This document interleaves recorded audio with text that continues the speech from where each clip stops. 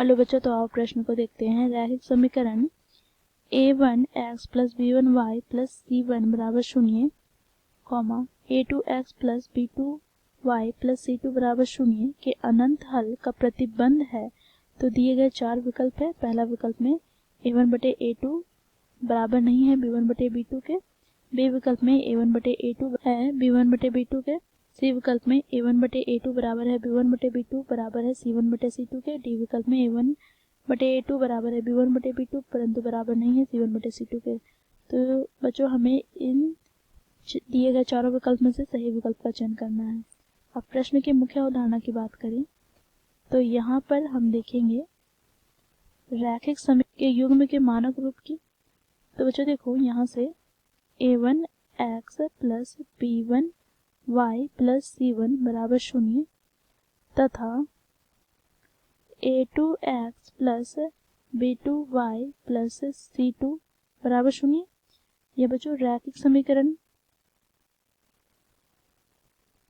युग्म के मानक रूप है। अब बच्चों देखो, यहाँ पर हम यदि इनके तीन प्रतिबंध की बात करें तो प्रतिबंधों की यहाँ पर हम बात कर लेते हैं।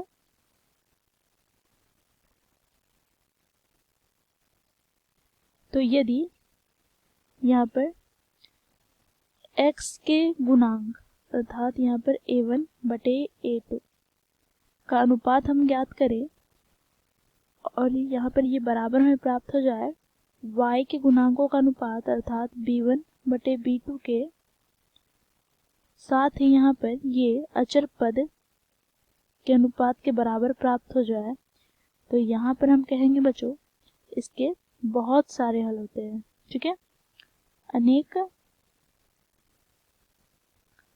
हल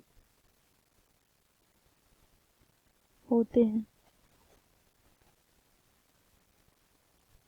साथ ही यहाँ पर हम दूसरे प्रतिबंध में देखेंगे यदि x के गुणांकों का अनुपात अर्थात a1 बटे a2 बराबर हो जाए y के गुणांकों के अनुपात के परंतु बराबर ना हो अचर पद के अनुपात के, तो यहाँ से हम कहेंगे कोई हल नहीं होता है ना, कोई हल नहीं है।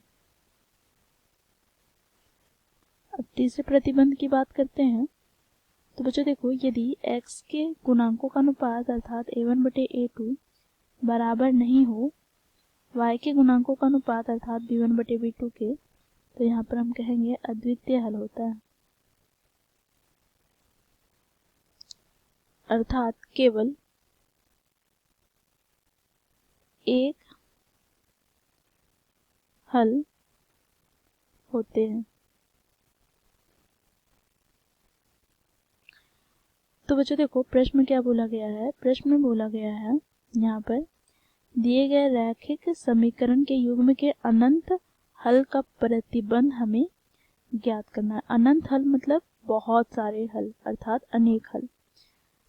तो बच्चों देखो, यहाँ पर ये प्रतिबंध की हम बात करें अर्थात यदि तीनों का अनुपात बराबर प्राप्त हो जाए तो हमें अनंत हल प्राप्त होता है अर्थात अनेक हल प्राप्त होते हैं।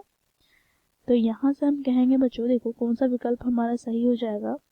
तो तीनों के गुणांक कहाँ पर बराबर हैं, तो विकल्प सी में, तो विकल्प सी हमारा सही विकल्प हो जाएगा, बाकी विकल्प गलत हो जाएंगे। ठीक है बच्चों, तो इस प्रकार हम लोगों ने मुख्य अवधारणा की सहायता से दिए गए प्रश्न को हल किया। आशा करती हूँ आप लोगों को ये प्रश्न समझ में आया होगा। धन्यवाद।